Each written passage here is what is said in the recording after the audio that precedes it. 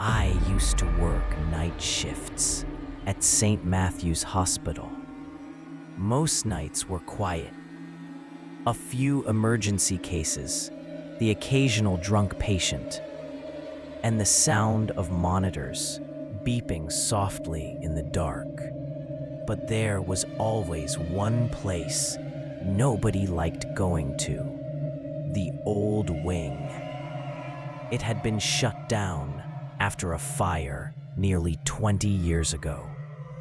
Yet, on stormy nights, some swore they could still hear the old elevator running, even though it was disconnected.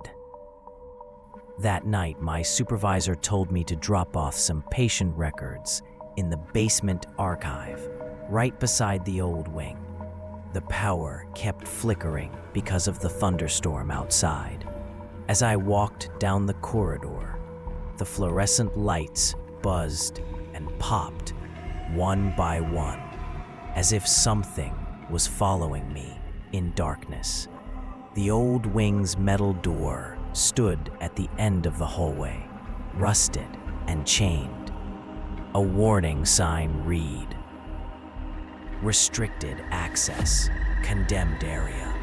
I could hear faint movement on the other side, like someone dragging their feet. The archive was next to the elevator, the same one everyone said still moved on its own.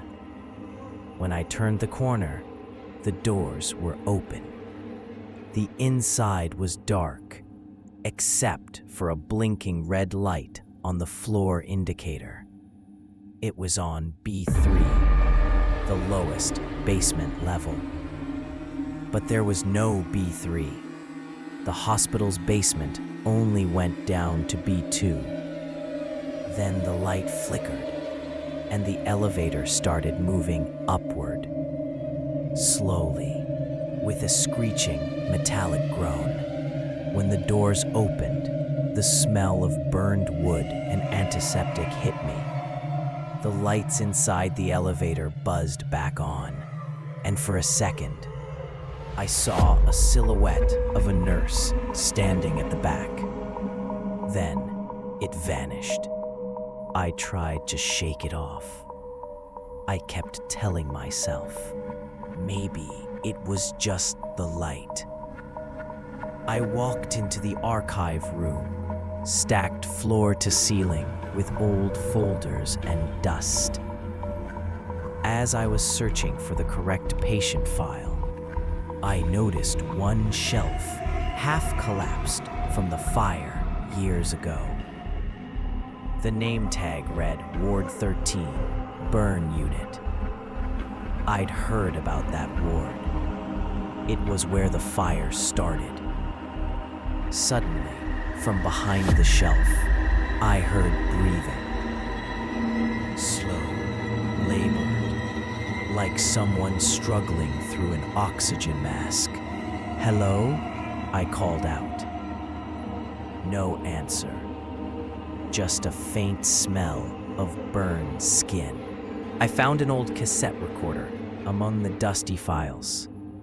It had a label, Incident, April 23rd, 2004. Out of curiosity, I pressed play.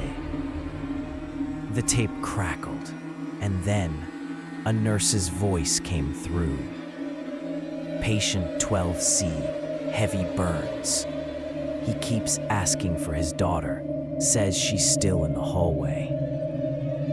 Then, a man's voice screamed in the background, followed by a loud crash. And then, the nurse whispered, almost trembling, "The elevator, it won't stop. It keeps going down." I froze. The tape clicked off. And at that exact moment, I heard the elevator ding again, just outside the room. I peeked out. The elevator doors were wide open. Inside was an old-style gurney, the wheels rusted, covered in a stained white sheet. I could swear something was breathing underneath it. The indicator light now read B3 again. I should have run, but my curiosity got the better of me. I stepped inside and pressed the button for lobby. The elevator didn't move up. It went down. The walls began to shake, and the lights inside flickered wildly. I could hear whispers, dozens of them, overlapping. Some sounded like children crying, others like people begging for help. The elevator jerked to a stop. The doors opened into pitch-black darkness. My phone's flashlight barely lit more than a few feet ahead. The corridor looked old. Charred walls, broken beds, the smell of smoke and rot.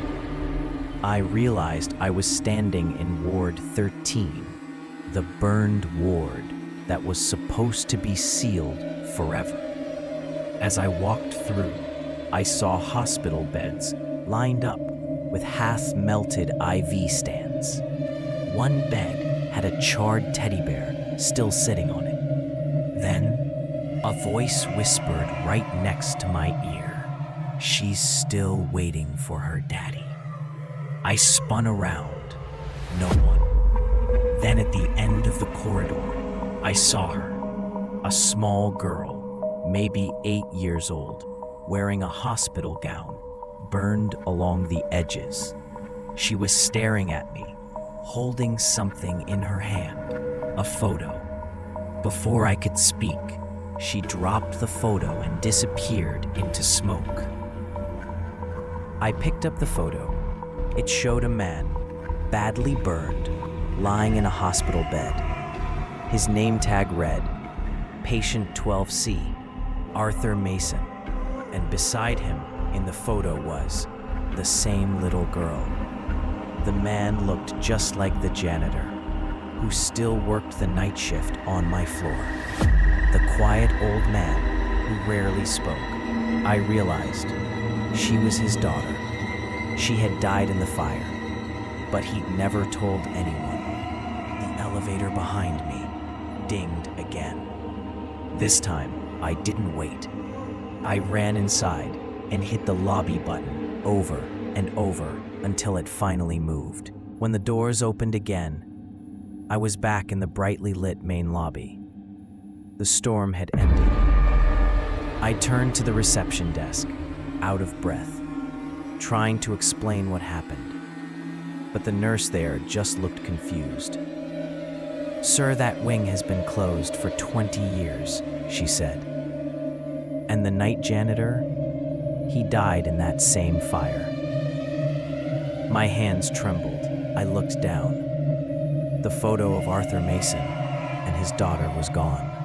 All that remained in my hand was a burnt hospital bracelet with my name on it. Sound fades out, slow heart monitor beep, turning flatline. Some doors in hospitals aren't meant to be opened, especially the ones that open themselves.